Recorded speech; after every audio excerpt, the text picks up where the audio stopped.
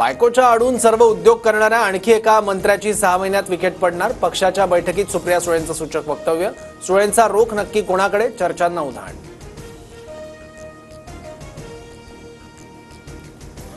ब्रह्मदेव आले तरी 5 वर्ष सरकारला कोणी धक्का लावू शकत नाही. विधानसभेत उपमुख्यमंत्री अजित पवारांचं वक्तव्य.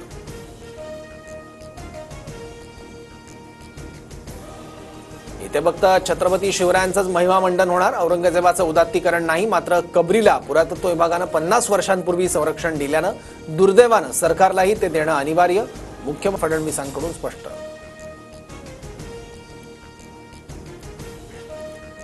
औरंगजेब क्रूर शासक होता, त्याची कबर उखडून टाकण्याची मागणी योग्य. उपमुख्यमंत्री एकनाथ शिंदेंची भूमिका. औरंगजेबाचं उदात्तीकरण करणाऱ्यांना महाराष्ट्र माफ करणार नाही. शिंदेंचा हल्लाबोल.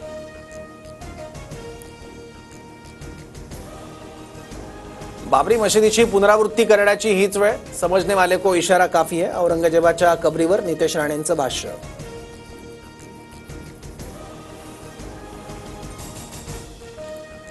सण उत्सवात द्वेष पसरवण्याचं हिंदुत्ववादी संघटनांकडून काम. औरंगजेबाच्या कबरी विरोधातील आंदोलनानंतर वडेट्टीवारांचा निशाणा. तर कबरीभोवती सध्या केंद्राचं पोलीस दल. राऊतांचा आरोप. बीडमधील शिक्षक नागरगोजे आत्महत्या प्रकरण. संबंधितांवर गुन्हा दाखल करण्याचे जिल्हाधिकाऱ्यांचा आदेश. 18 वर्ष पगार न मिळाल्यानं शिक्षकानं केली होती आत्महत्या.